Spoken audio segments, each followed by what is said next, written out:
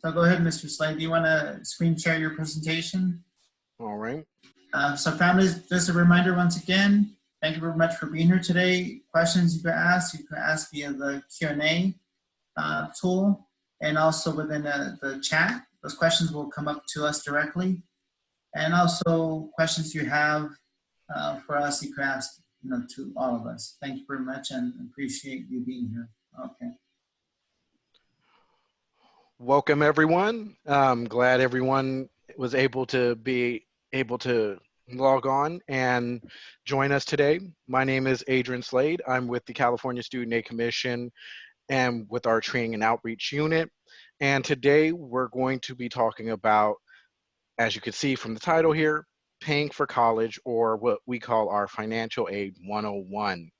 This is going to cover information to help the students and parents be able to maximize the financial aid that you can apply for and receive.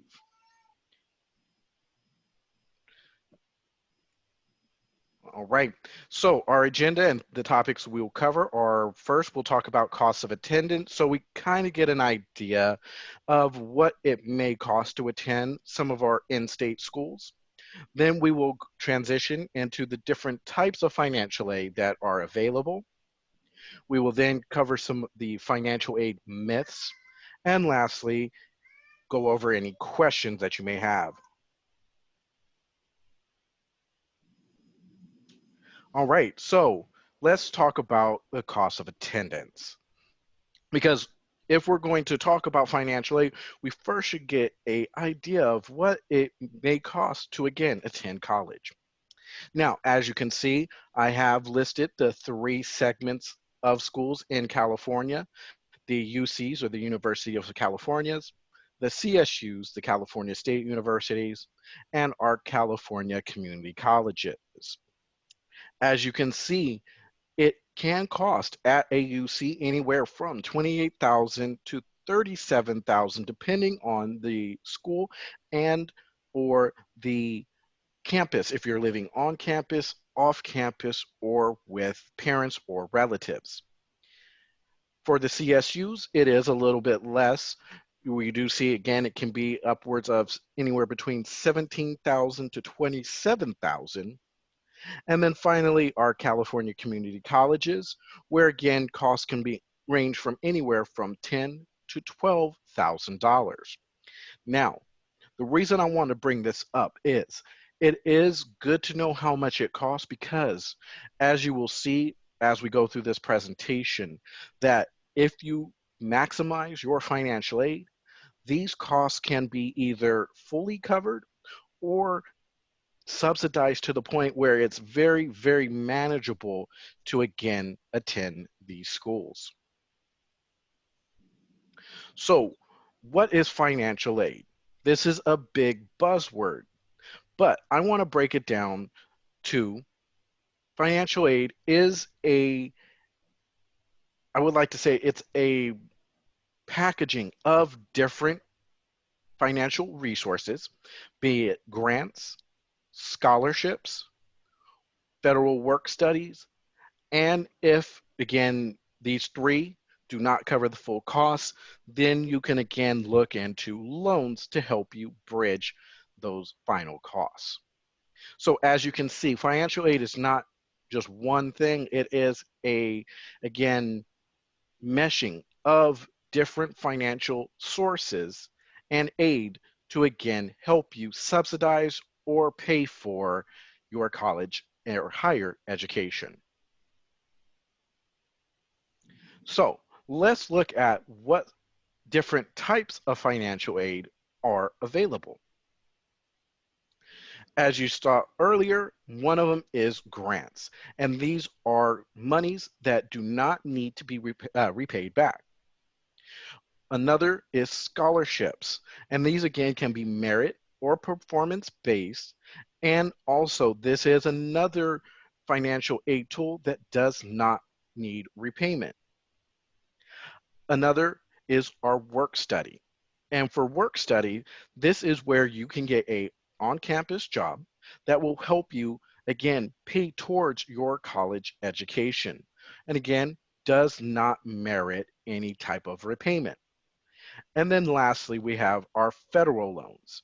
And with this, again, if you maximize, and again, there is still a gap, you can use these loans, again, some being very low interest fixed rate loans, to again subsidize and make that last little bit of remaining need be able to be covered through this.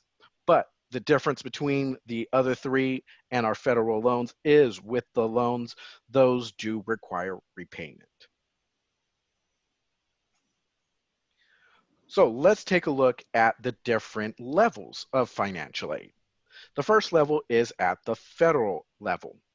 The one that is most prevalent is the federal Pell Grant, and this can provide upwards of $6,000 to go towards your financial needs.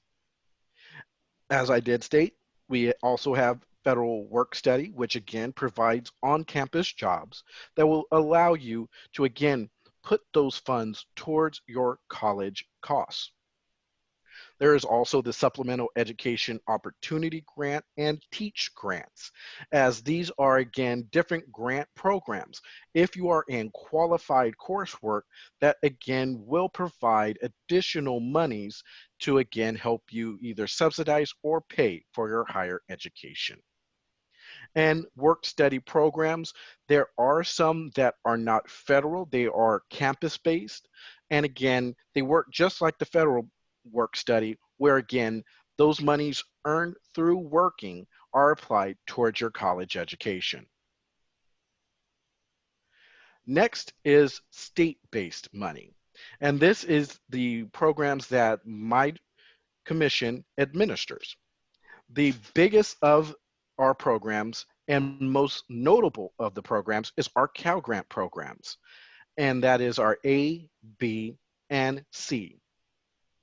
If you are income ineligible for the Cal Grant program, but you make less than 184,000 in either income or assets, you may potentially be qualified if attending an eligible UC or CSU campus for our middle class scholarship program. Now, these two programs, as you can see, have an asterisk, and as you can see at the bottom of the slide, these are in-state aid, meaning that these aid can only be used at a California school. Unfortunately, these monies cannot be taken out of state, or sometimes referred to as portable. And then we last have our Chafee grant, and I don't want to say last, but we do have a program for our foster youth students. And this program can provide up to an additional $5,000 for qualified foster youth students to again apply towards their college education.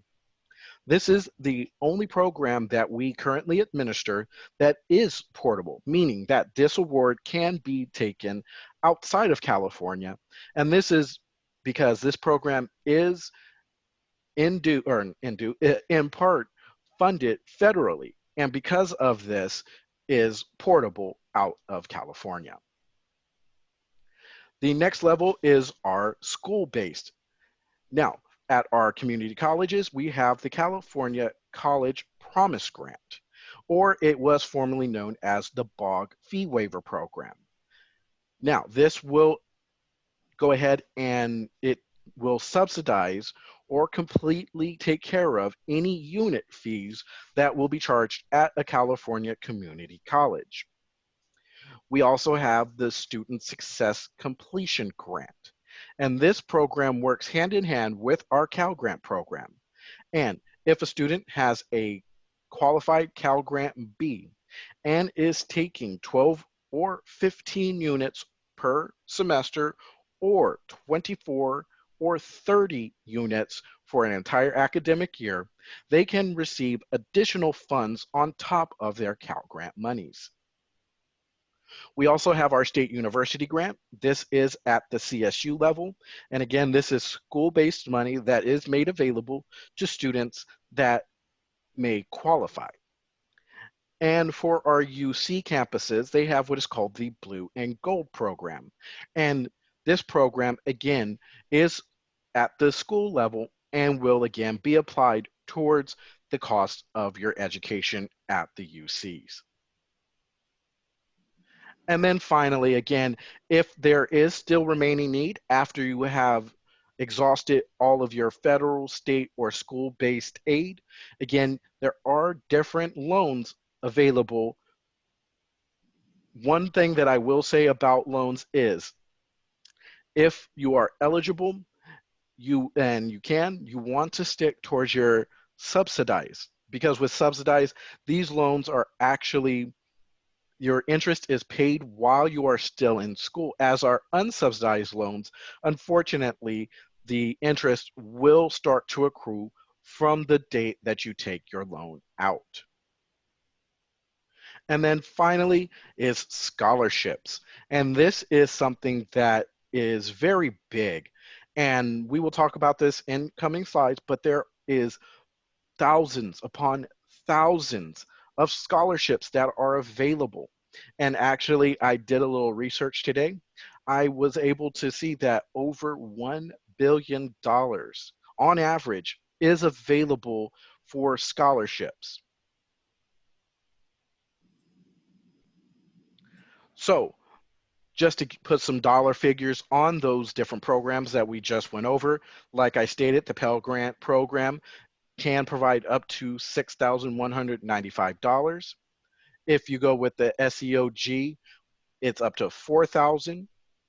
Work study, again, depends on schools, but last checked, last year was averaging around $2,000. Direct loans, as you can see, for the student can be made up to $12,500. And the Parent Plus loans, if this is the course that is taken, can be taken out, but they are maxed out at the formula, as you can see, the COA, which is the cost of attendance minus any other aid that you may receive, is the maximum that is available through the Parent Plus loans. At the school level, again, the Blue and Gold program at the UCs cover 100% of what is called system-wide tuition and fees, which is currently set at $12,570. The State University Grant, or SUG as it is known sometimes, again, also covers 100% of university fees, currently set at $5,742. The College Promise Grant, again, will cover enrollment fees, and currently those those enrollment fees are set at $46 per unit that a student enrolls in. And then our Student Success Completion Grant. If eligible and you take 15 plus units per semester, for a total of 30 units taken in an academic year, the student can receive on top of their Cal Grant, because as I did state earlier, this program is in conjunction with a Cal Grant B, can receive up to an additional $4,000 on top of their Cal Grant money. Now, with the programs that we administer here at the Commission, the Cal Grant can provide up to $12,570 if you are at a University of California or UC, as our programs, just like in the previous slide, for the UCs and CSUs will cover the tuition and fees for the statewide mandatory fees.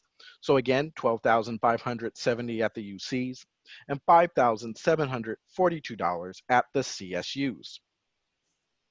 For our middle class scholarship, again, if eligible for this program, you can receive up to a maximum of $5,028 at the UC campuses and $2,298 at the CSU campuses.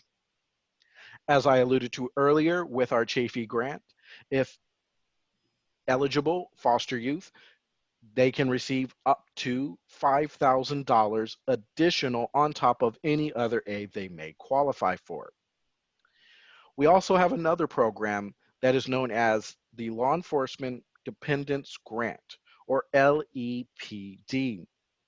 And this program is for individuals that are either um, the dependents or spouses of any law enforcement, firefighters, or correctional officers that have either been 100% disabled or lost their life in the line of duty.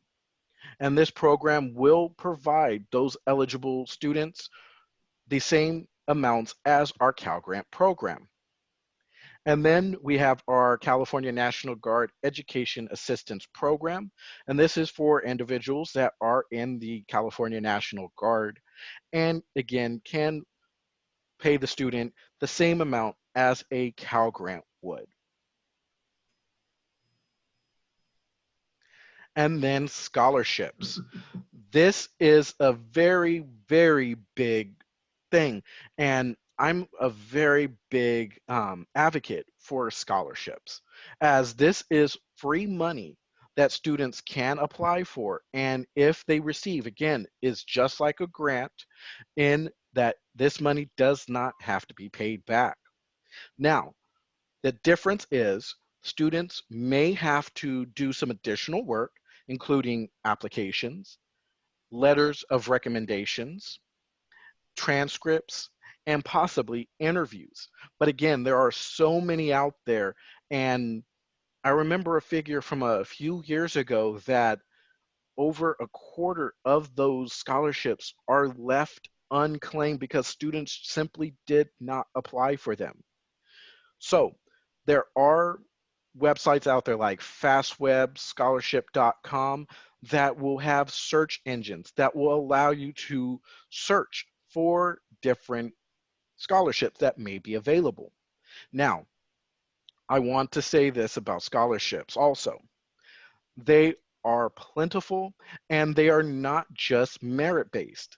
As you can see, we have our favorite scholarship, which is called Stuck at Prom, which is sponsored by Duct Tape brand Duct Tape. And what happens here is students to win create their prom suits or dresses out of duct tape.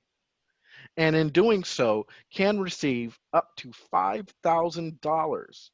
So again, there is a lot of scholarships out there. I mean, there are a couple off the top of my head that are kind of, I don't want to say random, but show that they are for everything. We have one called Doodle for Google. So when you log on to Google, sometimes you see the Google banner is, a different image for that day. Those are created by individuals that applied and won a scholarship from Google. Pokemon World Championship, Zombie Apocalypse. There are plenty out there that, again, you just have to, I guess the main thing I want to say is you have to search and apply. If you've applied for 20, apply for 20 more. Apply until your computer freezes, because the old adage about fishing, the more hooks you have in the water, the greater chances of you catching a fish. Same thing with scholarships.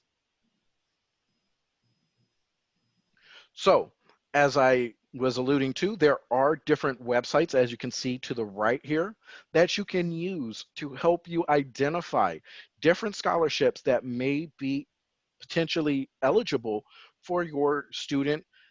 And I would also say, if you are a parent or student that you're a sophomore or junior, you're not yet in your senior year, start now. Start looking at what you possibly can apply for. Because with these scholarships, they do tend to have different requirements and also filing deadlines. So the earlier you are able to identify the ones that you may possibly be eligible for, you will then be able to plan, what do I need for them and when you need to apply for them.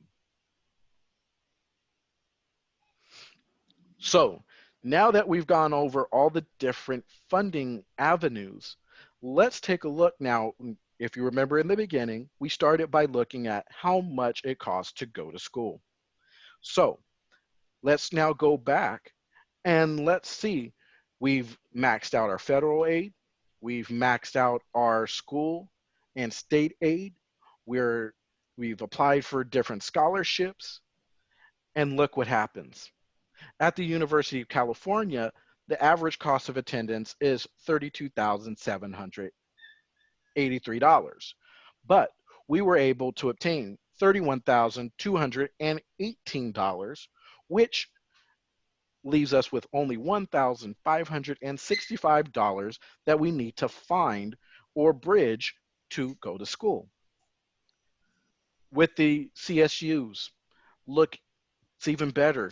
We received $24,290 in aid, but our cost is only $22,618. So actually, we now have more than we need. So it is now fully paid for. And the same thing with our community colleges. We can around 22,000, but it only cost us 11,000. So we have a free ride in this case. I've gone ahead and put this on a graph just to visualize.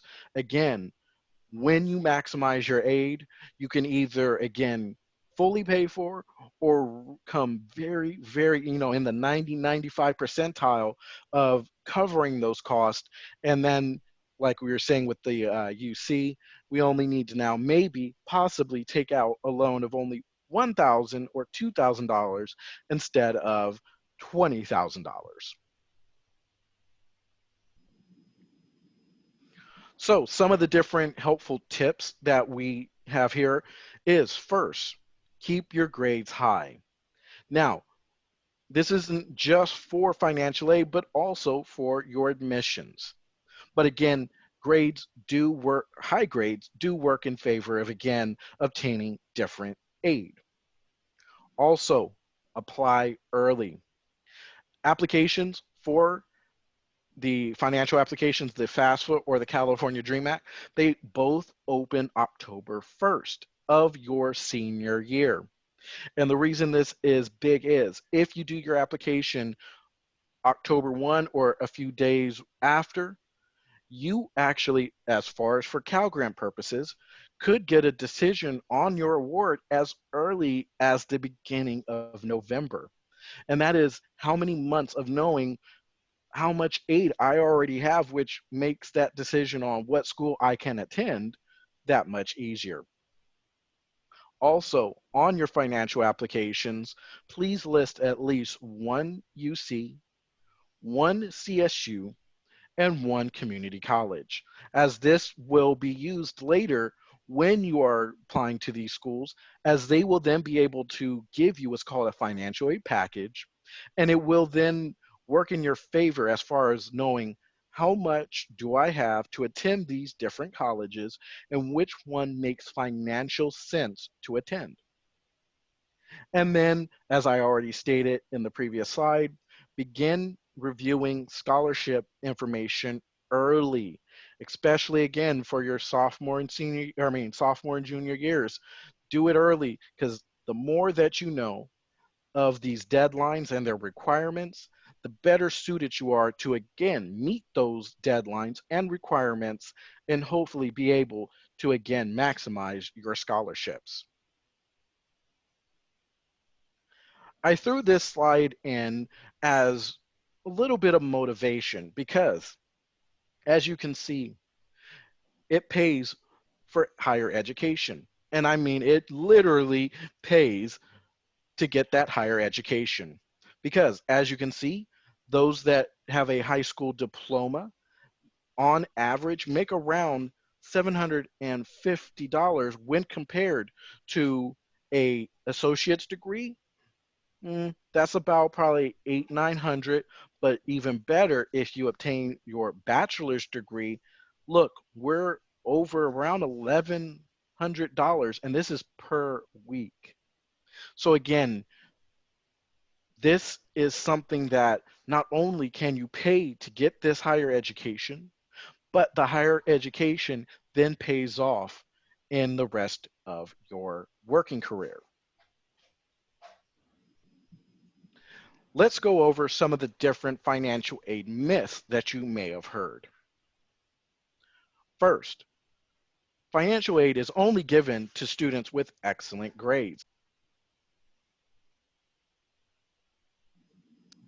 The reality is good grades help when applying for merit-based scholarships, but there are a majority of the different financial aid programs are only financial need based and do not consider grades in the awarding. With our Cal Grant A and B program, we require a minimum 2.0 GPA. But we also have a Cal Grant C program for those that are going for occupational, technical, or vocational type courses. And that program does not have a actual GPA requirement. And also for our foster youth students, that program does not have a GPA requirement. The second myth, my family has a high income, so I'm not going to be eligible for any aid. I always tell students apply because you never know if you will meet those actual um, those criteria because un- unless you apply, you will never know. Plus, you may not qualify for the Cal Grant program, but like I stated earlier, with our middle class scholarship program, that has a higher income cap than our Cal Grant program does. So that may actually work for you to attend AUC or CSU, even with a slightly higher income. So when in doubt, apply because that application will then actually be run through the different granting agencies and they will then again be able to make a determination if you are actually eligible. Number three, I understand there's a fee to submit a financial aid application. No, no, no. And actually, the first F in FAFSA is free. So, as I state anytime I'm out, is if someone says you need to pay to apply, steer clear because all applications, the FAFSA and the DREAM Act application, are free to file. And we do have a program called Cash for College. And this program is where we actually provide support free of charge to fill out your applications where you actually have individuals like myself, volunteers from the local colleges, or other um, volunteers that have been trained to fill out these applications, and they are there to help you, again, complete these applications for free. So if you have any questions or want to know where these events are being held, please come to our website, csac.ca.gov, and we have a link for our Cash for College program. And from there, you can actually use our locator tool where you will be able to enter your zip code and you will be given a list of the different events, their locations, their times, and also the different languages that are supported because at certain locations you will have volunteers that speak the different Spanish, Mandarin, Vietnamese, and again you can actually filter it down if you need language support or say you're a student and your parents do not speak English. Again, you can attend a location that does support your native tongue, and they will then again be able to speak to you and your parents to help you complete the application. And speak of the devil, here is our Cash for College. And if you want to go straight to our website, it's cash, the number four, college.org. And again, we do offer um, the different not webinars, I'm sorry, the different workshops beginning October 1st. And I do need to update this because new this year, we are again extending our deadline from March 2nd to June 30th, where we are again offering these workshops. So please, if you need assistance in filling out your applications, please come to our website, use the locator, and find an event near you. again, we're putting this up once again because this is something that we hear way too often or see too often, that people are being charged to fill this application out. And this is a free application. There are tons and tons of help out there, in addition to our Cash for College program, where you can receive free help to file this application. I do, another thing I've heard is, hey, my student's a sophomore or junior. Is there anything we can do right now to get ready? Something that you can do is, actually there are simulators where you can go on and actually see the different questions that will be asked of you. And with this, you'll be able to know what the questions are, what information you're going to need to complete the application, and that will go a long way to easing any doubts or any uncertainty you have about filling out these applications. And one thing I can also say is, if you have any questions, please contact us, because we can either, again, go over that information with you, or we can, again, get you in contact or find a Cash for College event in your area where, again, you can get this free help to, again, complete the applications. So at this point, I believe we're going to open it up for questions, and we will be able to, again, answer any and all questions. But if you're anything like me, or, maybe later on, you're sitting back and a question comes up, please give us a call. As you can see, 888-224-7268. The hours are 8:30 to 4:45 that we have phone support, or you can send an email 24/7 to studentsupport@csac.ca.gov, and we will then be able to, again, address any and all questions that you may have.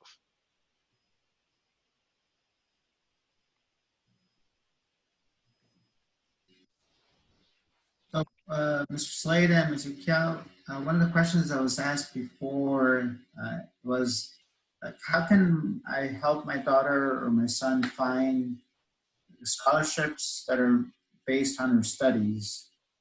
What would you suggest? Like, what are some of the steps they could do? Again, as I stated, they are very plentiful, and they're not all just based on studies.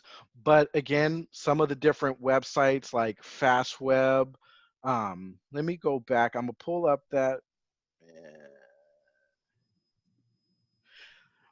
persons.com, fastweb.com, capex.com, saltmoney.org, immigrantsrising.org. And now this is not a complete list. These are just some of the top sites that we know have very, very good search engines within themselves that will allow you to, again, sort through the different scholarships that are available, both merit and non-merit based scholarships. This is Jose. Just to add to what Adrian said, there's also blogs out there that are financial aid based that will give you not only the access, but the scholarships that are out there that are not most commonly found. So there's different blogs that I think there's findaid.org, and there's a couple different ones out there. But if you look at some of the blogs for financial aid, there are people out there that are letting everyone know what's available out there, whether, like Adrian said, whether you're going to a private institution or CSU or community college or a UC. So there's a variety of different websites, but there's also blogs that students in some of these that are currently going to college that are giving information out there, and scholarships and different grants that they've been able to access, whether they're regional or whether they're national scholarships.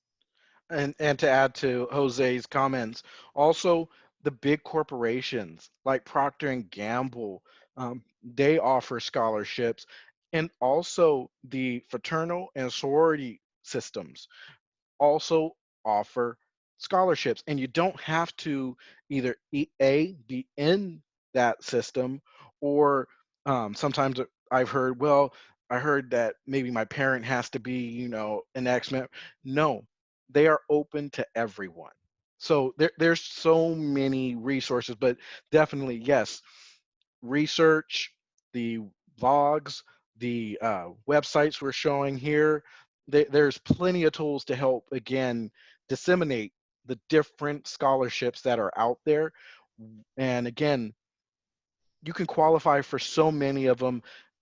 And like we were saying earlier, merit and non-merit based.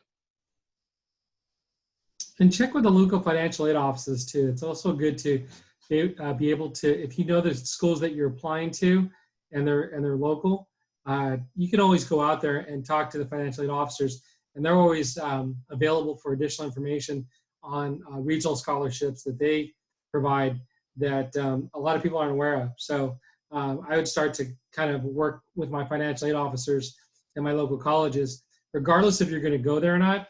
They'll give you the information that you need, and so that you do have that information to support yourself with, so that when you're moving forward, you know what's available.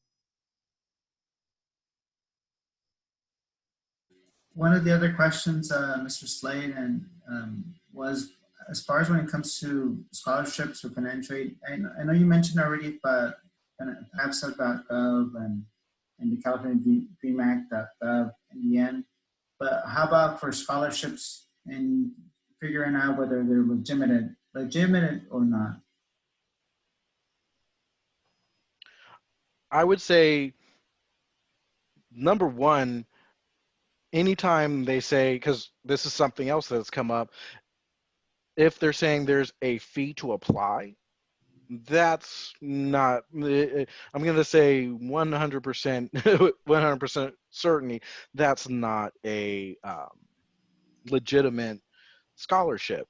But I will say, using the different resources that we have on screen right now, like Jose was saying, the colleges, those are going to be some of your avenues to not only find good, scholarships that you may not have known of, but especially with ones that may look a little dicey, contact your local schools, community college, UC or CSU, and talk to financial aid, because they would have the most information as far as if they say, oh, is the X brand scholarship right? Or is it, a legitimate?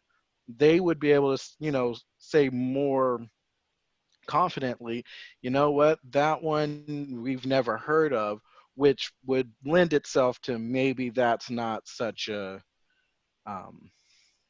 legitimate, Reputable scholarship, right? reputable. Thank you.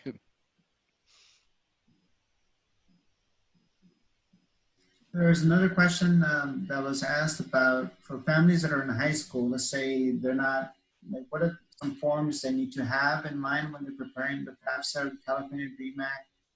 What are things that they should be aware of as they lead into that deadline between October and March? And you mentioned already the extension for June.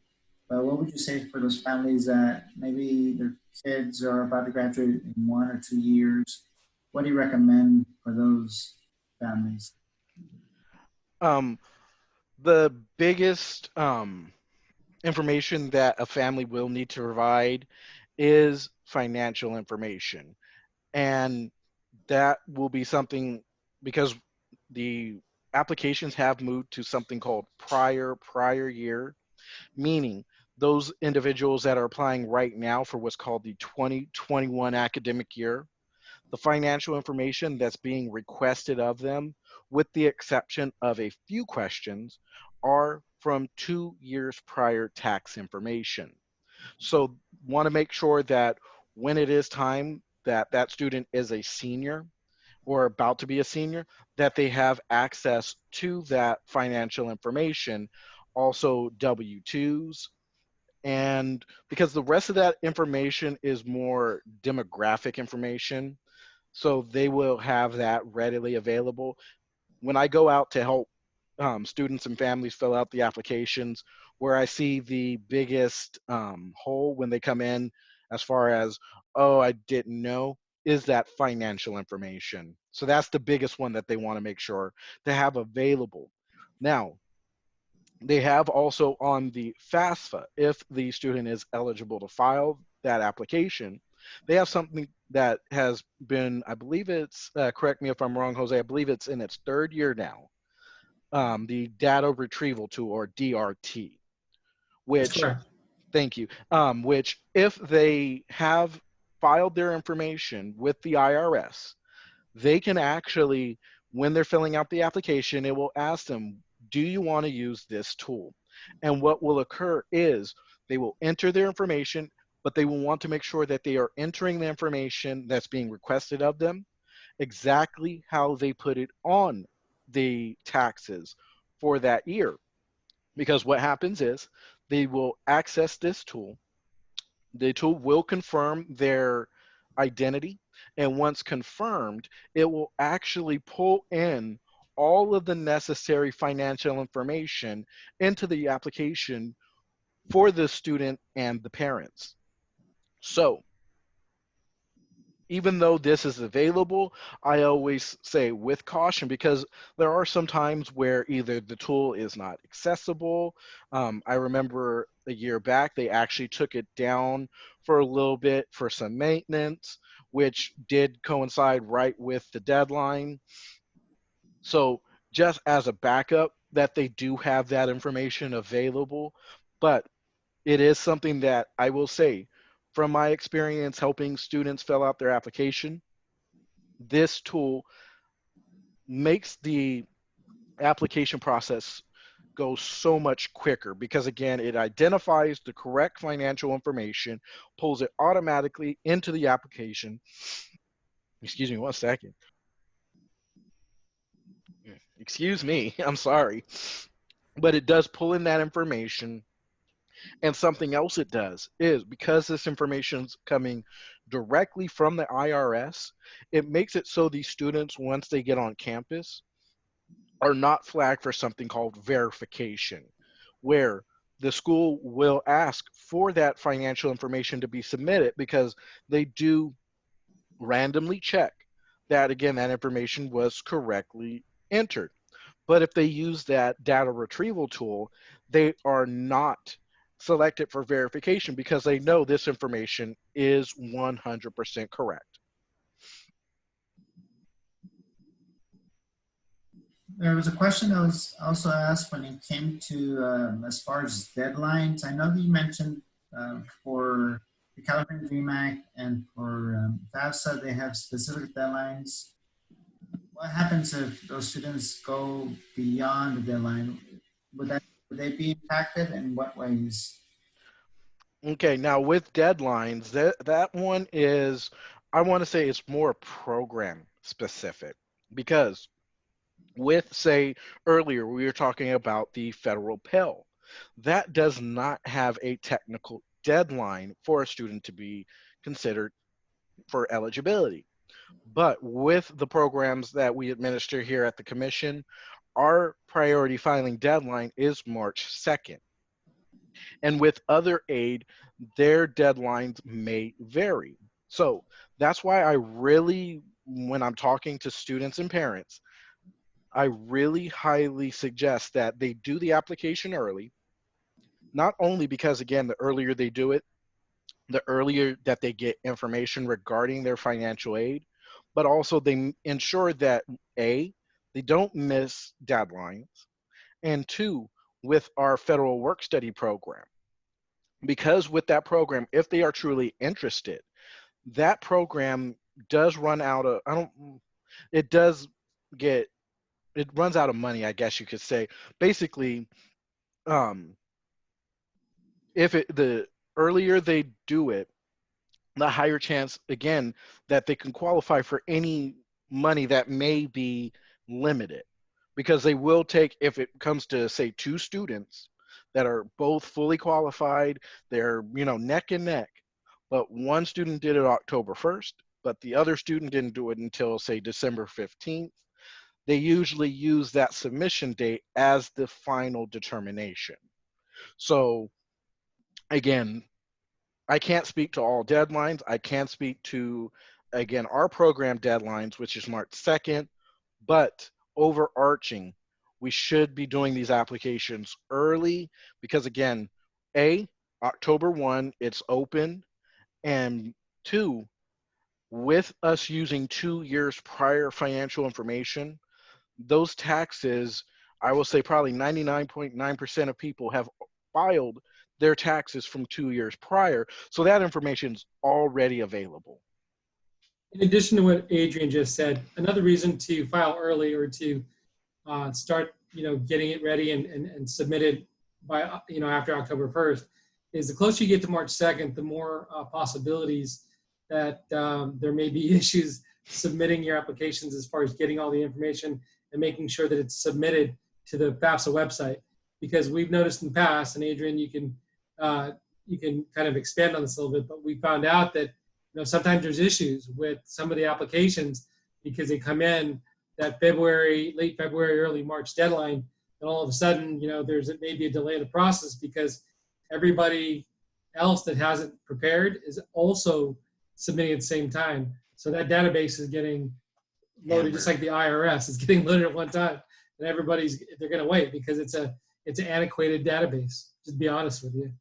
And to build on that, I will say if there is an error on the application and it's not able to be fully processed, say I am able to, punch it in right under the deadline. If there's an error that makes it so it cannot be processed, then once you make that correction, you're past the deadline. Another one, I always say it's like, well, actually, let me say it this way. Their time is not our time as far as time zones. So a student may, it's 11 o'clock, March 1st. You know what? I'm going to start doing it right now. And I get it done at 11:55. Woo! I got 5 minutes to spare. Unfortunately, they're not on time because it is a central time zone that their submissions are based off of. So again, is it really 11? No, actually it's 1 o'clock, March 2nd.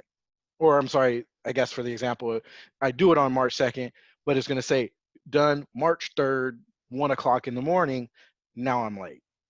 So it's really, you're playing, a real dangerous game in trying to submit at the very last second because all the things that we've already said. What if there's a power outage, the internet's not working, the dog chews on the internet cable, who knows what happens. But again, if you're waiting to that final minute, that last minute, again, playing a very dangerous because some programs have a very black and white deadline. And if you miss it, there is no recourse. So we really stress doing it early. That saves you time, saves you headache. If there's a problem, you have plenty of time to get assistance and getting it resolved. Maybe the FSA ID, something I didn't talk about, but it's called the FSA ID. It's the digital signature that a student uses to sign their application. When you apply for that, sometimes that takes 24 to 48 hours for that signature to be cleared. And if, again, you're trying to apply on March 2nd and you're one of those that takes 48 hours to clear, again, you're outside of that time. So plenty of reasons not to wait. Do it early, get it done early, and, kick back and watch the offers roll in.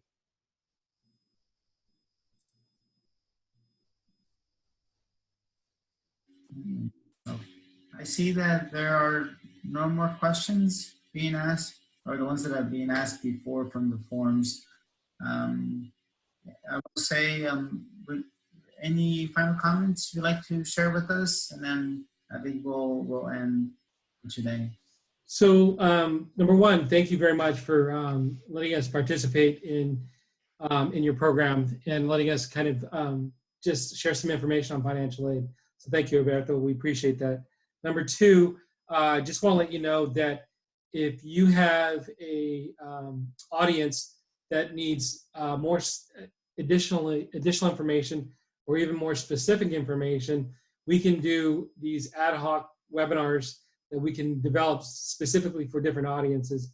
We do that all the time, and as a training and outreach unit, we want to do that so that we can answer questions that may not be answered or they may not want to be asked, in this forum. So what we can do is Adrian and I will keep in touch with you to find out if there's anything else we can do. We can offer you, PDFs on other presentations we've done to answer additional questions or to give you additional information or resources to make it available not only for your students, but to new legislation that we have that may affect some of your students moving forward. So we'll be more than glad to kind of continue to work with you and figure out what else you need moving forward.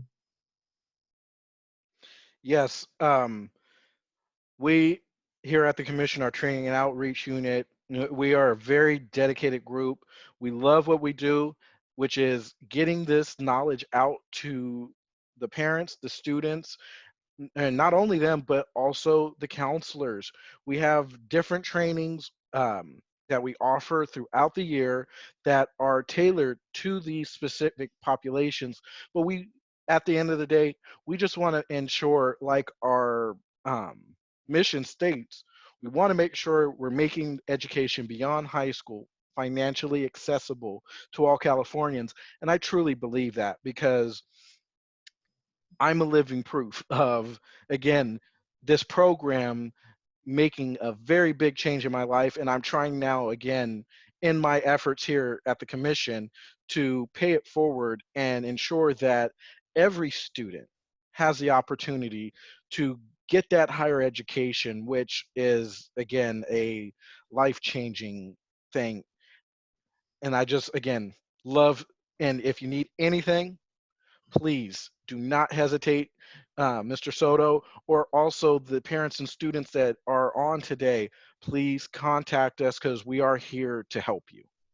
Roberto, the last part after what Adrian just finished with, I just wanted to mention to you that it might be beneficial to you when we start posting our workshops for the financial aid workshops, because that's kind of a comprehensive look at not only financial aid, but what we do, what affects us in the next academic year, and some of the things we're doing in the marketplace in order to make sure that we get the information out to Adrian's point. So I'll make sure that once we get those posted, that we send you a link and that you can sign up, and then that might kind of spur some other ideas for you that we can kind of help create other workshops.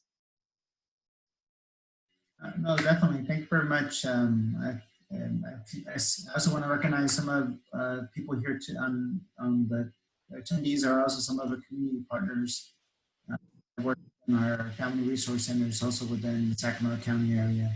I appreciate them being here as well. And thank you to both of you for all the information you shared. And we appreciate also Mr. Barajas for introduction as well.